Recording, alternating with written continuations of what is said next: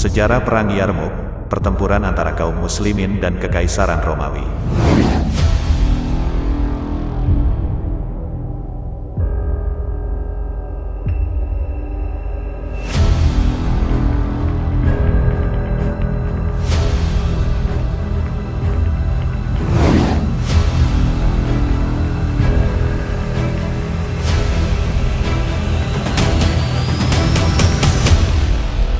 Perang ini menjadi salah satu momen ekspansi terbesar serta penaklukan oleh umat Islam yang dilakukan di luar Arab.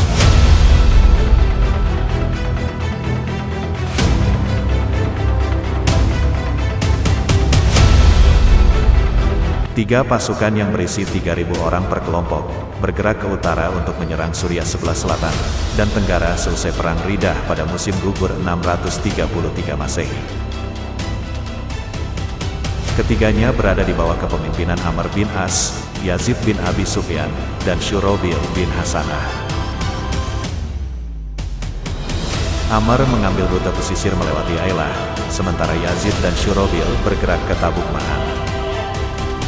Jumlah pasukan kemudian bertambah menjadi 7.500-an orang, setelah Abu Ubaidah bin Jarrah memimpin salah satu pasukan untuk mengambil rute haji kuno Madinah sampai Emesa sebagai jalannya.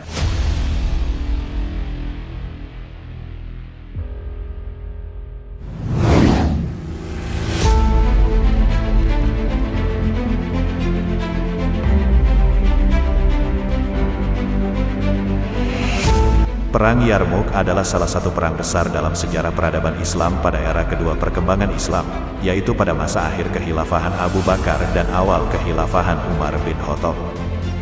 Perang ini terjadi di daerah Yarmuk, yaitu di sebelah utara Sungai Yordan, dekat dengan dataran tinggi Golan atau lembah dan sungai yang bernama Yarmuk.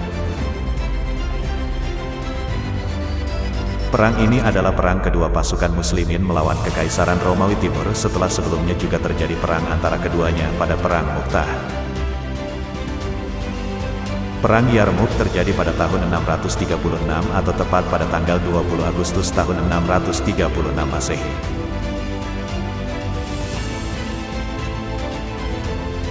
Perang ini menandakan bahwa penyebaran Islam sudah mulai dilakukan di luar Arab, yaitu sudah sampai Palestina, Suriah, dan Mesopotamia yang sebelumnya menjadi wilayah kekuasaan Romawi dan kebanyakan masyarakatnya menganut agama Kristen.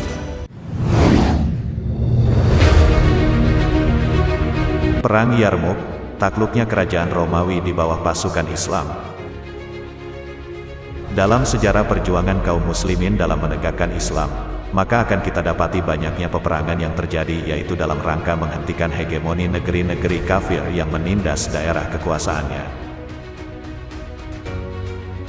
Perlu diketahui bahwa di setiap wilayah kekuasaan kaum kafir maka penindasan sering terjadi, bahkan mereka juga memaksa penduduk setempat untuk masuk agamanya dengan ujung pedang. Tentu saja kebiadaban seperti ini harus dihentikan, dan satu-satunya cara untuk menghentikan mereka adalah dengan pertempuran. Sejarah telah membuktikan bahwa Imperium Romawi dan Persia kala itu begitu kuat, sehingga mereka tidak akan menerima Islam begitu saja karena merasa menjadi bangsa yang besar, sehingga merasa dihinakan ketika diajak masuk Islam oleh kaum muslimin. Sehingga tidak jarang ketika kaum muslimin mengajak para raja untuk masuk Islam, maka jawaban mereka adalah perang. Namun sejak awal kaum muslimin sudah siap dalam segala hal untuk memperjuangkan Islam meski harus mengorbankan nyawanya sekalipun. Salah satunya adalah pertempuran Yarmuk, yang akan kita ulas pada edisi kali ini.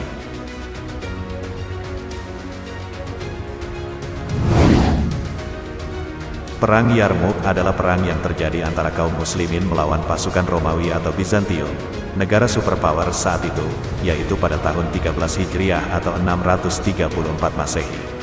Pasukan Romawi dengan peralatan perang yang lengkap dan memiliki tentara yang sangat banyak jumlahnya dibandingkan pasukan kaum muslimin. Pasukan Romawi berjumlah sekitar 240.000 orang, sedangkan pasukan kaum muslimin hanya berjumlah 45.000 orang. Terlebih lagi pasukan Romawi sudah berpengalaman dalam perang besar selama berabad-abad.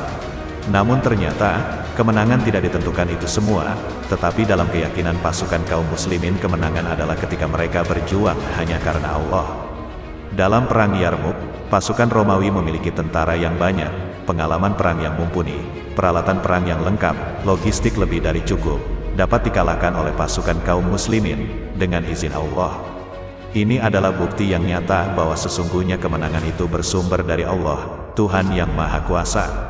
Pertempuran ini oleh beberapa sejarawan dunia, dianggap sebagai salah satu pertempuran penting dalam sejarah dunia. Pengangkatan Khalid bin Walid sebagai Panglima Perang.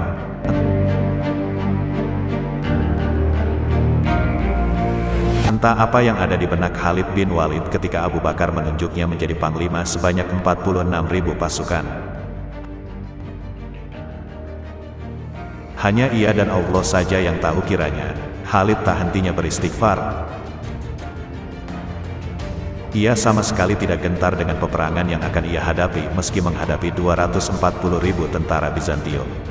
Ia hanya khawatir tidak bisa mengendalikan hatinya, karena pengangkatan tersebut.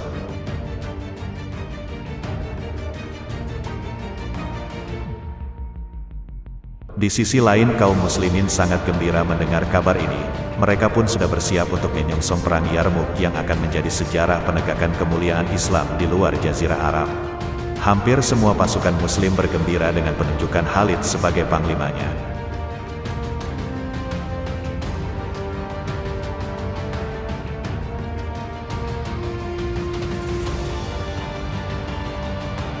Selama ini memang Khalid bin Walid adalah seorang pemimpin di lapangan yang tepat.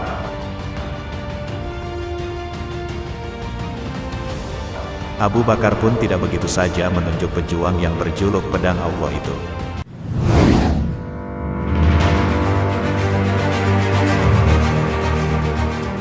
Strategi perang kaum muslimin melawan pasukan Romawi.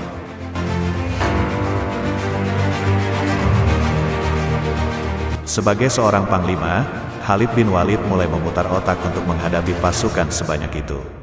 Tentara Bizantium Romawi berkali-kali lipat banyaknya dibanding dengan jumlah pasukan kaum muslimin.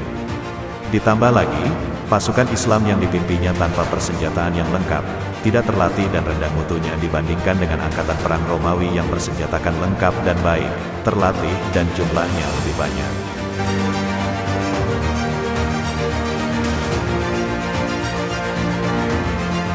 Dan mereka akan berhadapan secara langsung untuk bertempur di dataran Yarmouk. Tentara Romawi yang hebat itu berkekuatan lebih dari 3 serdadu bersenjata lengkap, diantaranya adalah 80.000 orang yang kakinya diikat dengan rantai untuk mencegah kemungkinan mundurnya mereka.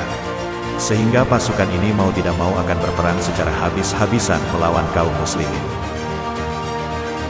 Pemimpin tentara Romawi telah mengikat tentaranya dengan besi antara satu sama lain. Ini dilakukan agar mereka jangan sampai lari dari peperangan. Di samping itu, Romawi juga menggunakan taktik dan strategi Tetsudo atau kura-kura. Jenis tentara Rom dikenal sebagai legions, yaitu satu bagiannya terdapat 3.000 sampai 6.000 laskar berjalan kaki dan 100 sampai 200 laskar berkuda. Tentara Muslim seluruhnya berjumlah 45.000 orang. Sesuai dengan strategi Khalid, dipecah menjadi 40 kontingen untuk memberi kesan seolah-olah mereka lebih besar daripada musuh. Strategi Khalid ternyata sangat ampuh.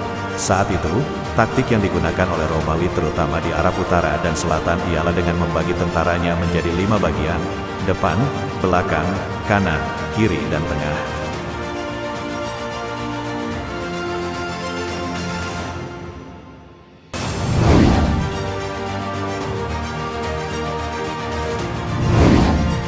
Sejarah membuktikan bahwa ketika kaum kafir berkuasa, maka penindasan dan penjajahan terjadi terhadap negeri-negeri di bawah kekuasaannya. Bahkan sejarawan mereka sendiri mengakuinya. Sebaliknya dalam Islam tidak pernah terjadi negeri Islam menjadi negeri penjajah. Inilah salah satu alasan kenapa Islam itu rahmat bagi seluruh alam.